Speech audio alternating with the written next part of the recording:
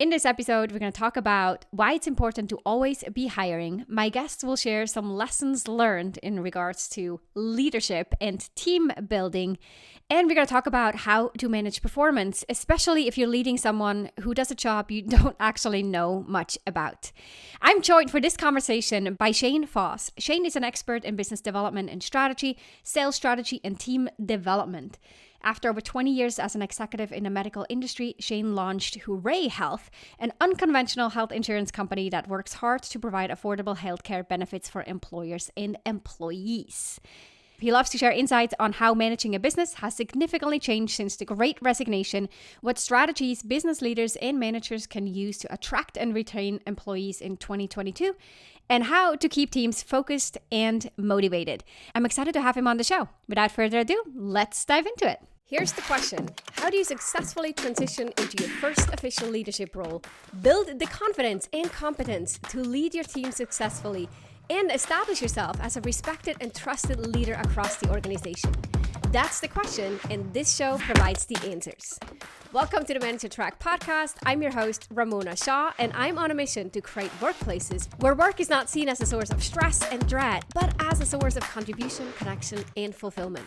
And this transition starts with developing a new generation of leaders who know how to lead so everyone wins and grows.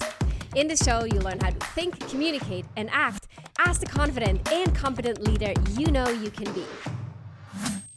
Shane, welcome to the Manager Track podcast. It's awesome to have you on, and I'm looking forward to our conversation. All right. Sounds good. Thanks for having me, Ramona.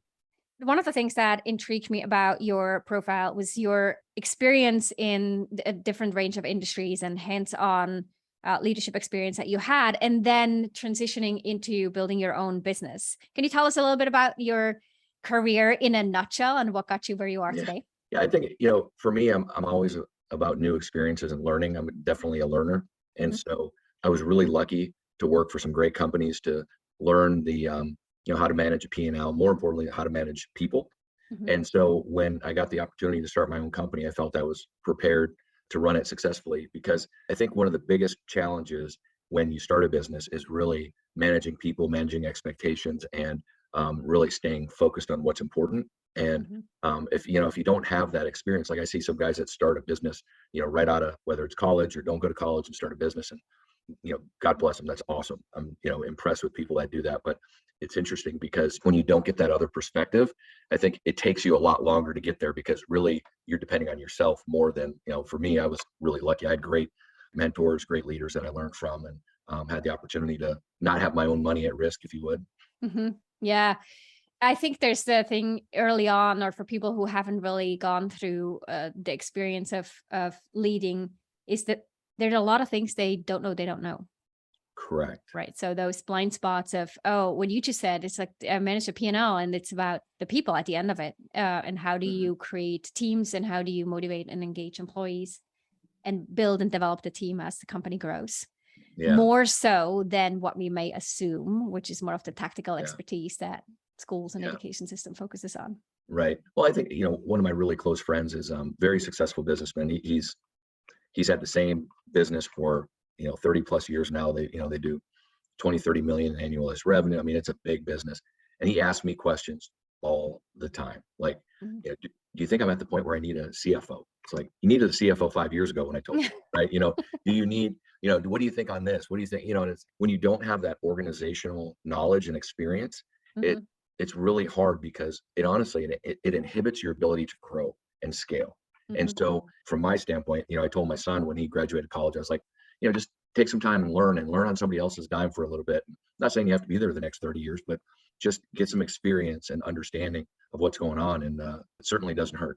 Yeah, 100%. It's broadening the perspective, I think. And what I often talk about is developing, your leadership principles and developing a method. And the more I learn about some, a topic that I'm interested in personally right now is hiring practices and questions in the hiring, in the interviews that will really help you figure out, is this the right fit or not? And for more senior leaders and people that you bring in, that you want them to pick up right away. You're not hiring them as interns and then training them in-house. Being on the lookout for someone who has figured this out and has developed a framework for how they go about building a team on their own and how they go about information gathering and making decisions becomes more and more important the higher up, Mhm. right? The further up someone goes in their career. Right. Well, and especially in a small business, because when I was with Stryker and I had 200 people that I had in my business unit, if I made a mistake on a hire, I could easily remedy it and I wasn't sunk. But when I started Hooray, I mean, I had 5 people. Well, if I screw up on one, that's, that's 20% of the population, right? So, so, it hurts. And so, one of the things that I always tell, friends is I'm always interviewing, Yeah. always interviewing. I mean, I got my CFO I met him 2 or 3 years before I hired him. And I told my wife, I said, I'm going to work with him someday. And, Yeah. and when you meet talented people and good people, I always stay in touch with them because you never know. Like we just hired a lady today and my team was struggling trying to find the right candidate. And I said, man, I know this person. I said, it's up to you guys. Take a look at her, blah, blah. They hired her within a week and they're like, she's perfect for this role. And Yeah. I met her a few years ago. And so Yeah. that's the most important part of what I do. And so like when we started the organization, I had 3 people that worked with me at my old organization that we sold and, and trust them. And they came over with me on this little journey and it's been great. And so when you're in the heat of battle, you need to know that, your partners are not going to run away. Right. Mhm. And they know that, they can trust you. You got to trust them. And so it's, yeah, always interview. That's what I'm doing. Always interviewing, meeting people. So, and I love that approach. Very specifically though, as you're saying, you're always interviewing, what have you found to be the things to be on the lookout for as you're interviewing people? What are the criteria that you're Well, evaluating people on, so to speak? consistency is one, right? Some people you just talk to and they've gone from, one position to the other. And, Mhm. I always ask a lot of strategy questions, so what are you doing today? How are you doing that? Oh, that's interesting. Why would you do it that way? What's going on? And I ask a lot of questions that's in their space that they know. It's not like I'm asking them random, stuff about another business. And then I think the biggest thing for me getting out of people is, are they going to work hard? Are they consistent in the sense that if they're sitting there asking me for a job and they're in a current role and they're really like eager to do something different, it's not bad. There may be something, but now also my wheels start turning. I like kind of going in and asking them about their business and if they really know their business, I'll ask them very detailed questions. And if Mhm. they go, I'm not really sure, then that's kind of for me a red flag because attention to detail is pretty big, and Mhm. you need to be able to articulate. If I'm interviewing a salesperson, I start talking about their product. I'm like, well, so explain to me how this addresses this market or this issue. What are the issues? And if they're kind of about it, Mhm. I'm not interested because the best salespeople that I know are very detail oriented. They understand that if I ask that question, they're like just waiting for me to ask that question so they can Mhm. answer it and tell me, oh my gosh, here's the market opportunity. And if they're excited, if they're passionate about it. And that's the other thing I really look for is passion about what they're doing. If I'm hiring somebody in accounting or a CFO or something, and they're like, yeah, I mean, it's okay. Yeah, Yeah. I'm It's like, just a talk. yeah, I Yeah. just number blah blah blah. Not really gonna, it's just not gonna fit with me because Yeah. I'm very passionate, very emotional. I always try to connect with them and find something that they're passionate about as well, because especially on the sales side, just because whenever somebody is selling something to you, right? Mhm. You ever notice that if they're like, yeah, this is a mouse, it's pretty good, it's nice, price is right, whatever. Or if they're like, this is the best mouse on the market. Let me show you what this thing does, and nobody else does it, right? Yeah. And all of a sudden you're engaged. You're like, what? Really? The mouse is that much better? I don't understand what's going on. And Yeah. so, you're buying it. So anyway, those are just Well, something. and I think it's a good reminder, for myself and for others probably listening too, that we're constantly in these situations where we meet other people and we're representing what we do.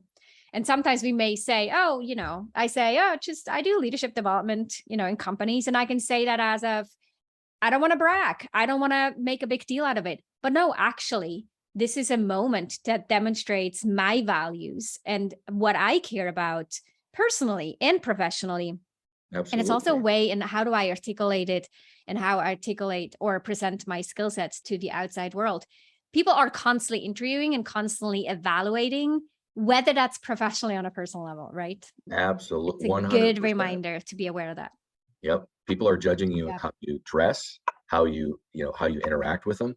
Mhm. I mean, it's a big deal. I think, with my kids, I always try to instill, be nice to everybody, always smile and engage. And nobody cares about you. You ask about them, right? They want to hear. And so both of my kids actually do really well doing that now, where I learned that from my grandfather. He was always very interested in other people. And so I'm just naturally, like everybody I always meet, I can always tell you where they went to college. And because it's kind of one of those easy things. Oh, where'd you go to college? What do you, and then you kind of get to know them and you understand what's motivating them. And so, I just think that with the technology today and Zoom meetings, and there's this lost art of actually having a really a good conversation and engaging and really connecting with people, because it's everything is virtual now, right? Yeah. Yeah. And it takes an extra effort, right? It takes an extra effort to connect Mhm. with other people and also transfer the passion that we have. As a caring and driven manager, I know you want to strengthen your leadership skills, advance your career, and lead a high performing, engaged team. And in order to do that, as a leader, you need to lead with a system, not by shooting from your hips or reacting to everyone else around you. To do so, you need to first learn what should go into a leadership system, and second, develop your own. Now, the good news is that I teach you one must have part in your leadership system in a concise, actionable, and yet comprehensive course focused on running successful one-on-one meetings with your direct reports. It includes over 67 minutes of tactical leadership training, plus a set of resources to make this as easy and immediately applicable for you as possible. You can either watch the video lessons or listen to it through a private podcast feed on your phone. You can get your hands on this course, which I want every single manager to have, for a nominal $19 at ramonashaw.com/11. That's 2 times the number 1. You can check the show notes for the details or head on over to ramonashaw.com/11 to get started right now.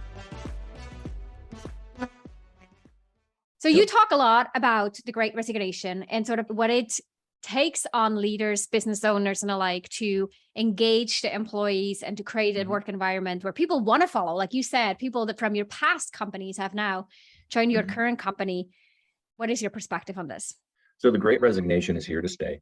And as a matter of fact, I think they're renaming it something, the Great Realignment or something now, because what's happening is you've got this demographic, which my kids are in, I think you call them Gen Zers, where, it's funny, is money is not as important to them, or experiences are. And so, good for them. They're willing to take some more chances, but they want to work from home. They want more flexible hours. The gig economy is 60 million now and growing at a 17% annual compound annual growth rate.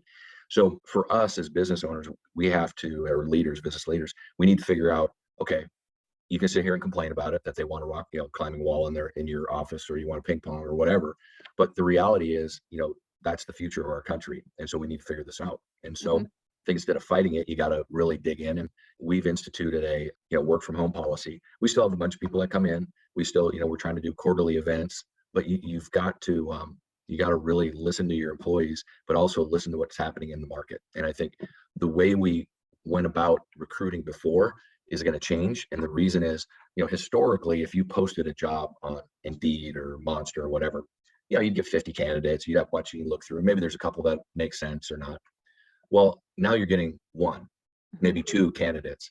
And how we recruit today is, if we don't have somebody in the pipeline, shame on us, but a lot of times you don't.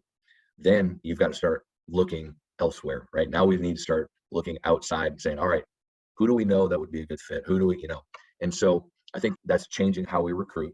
The other thing is benefits and income are changing in the sense that how we pay, because there's definitely an increase in wages, but what they're looking at from a benefit standpoint is really changing. So if I had a part-time group working for me as a large retail organization before, didn't really care if they offered any type of benefit to them. Now we get the call, hey, what can we offer this group? I was just on a call today that we won the business. It was a 14,000 life group where we won the part-time benefits for them, right? Yeah. And the reason is you talk to them and it's recruiting and retention.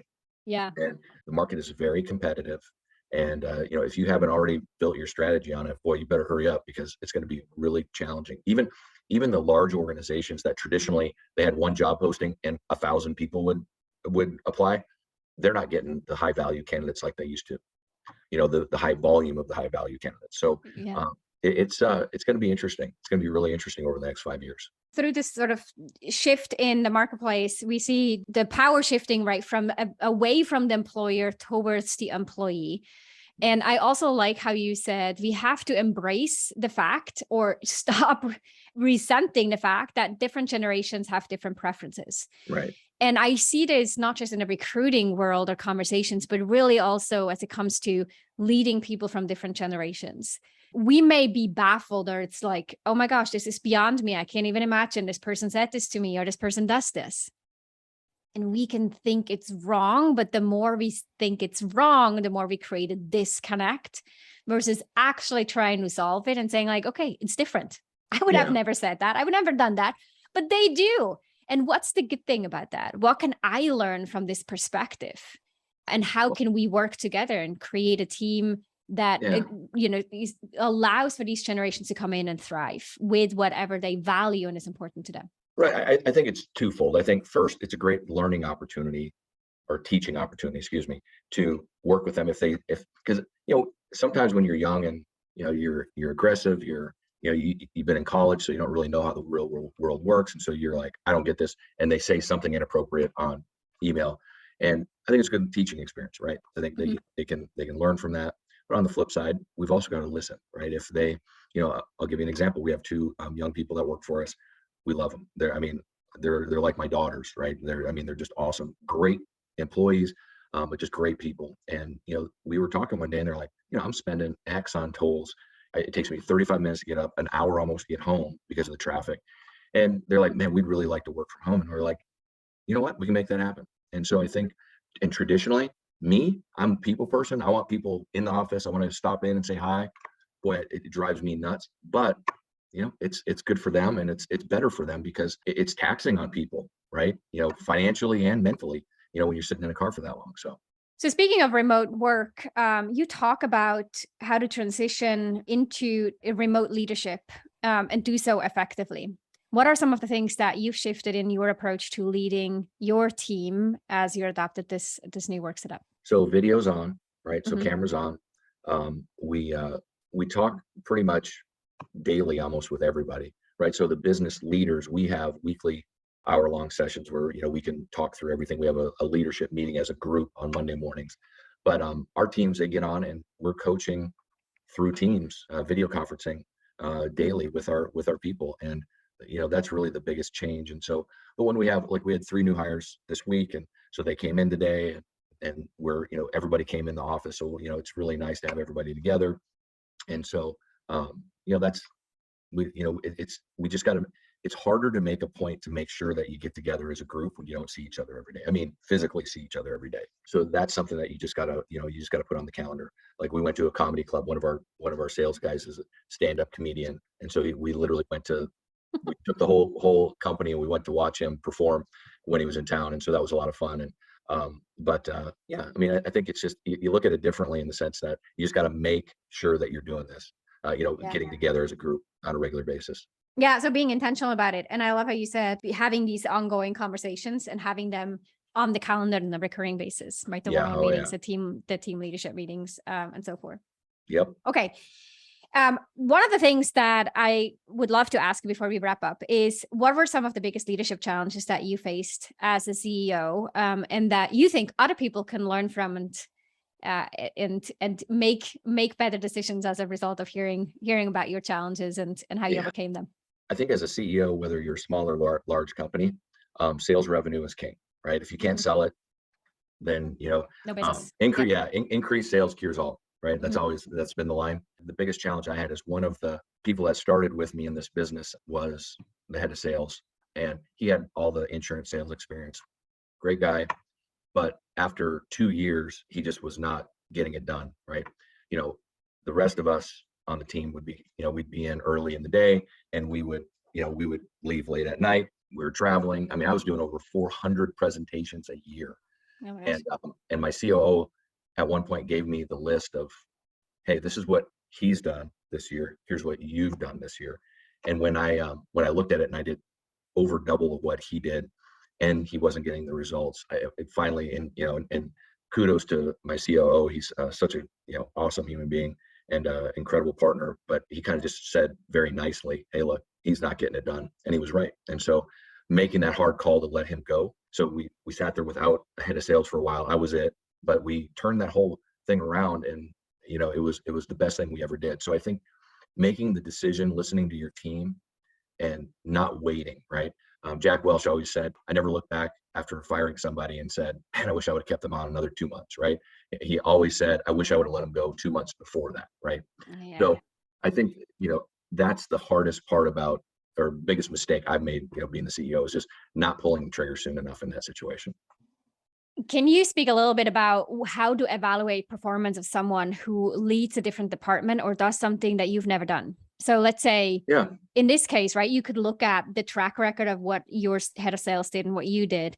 Oftentimes people, especially more senior leaders, will come to me and say, how do I know whether they're doing a good job or not? I have a gut feeling, but I can't really measure it because I don't know what good enough is.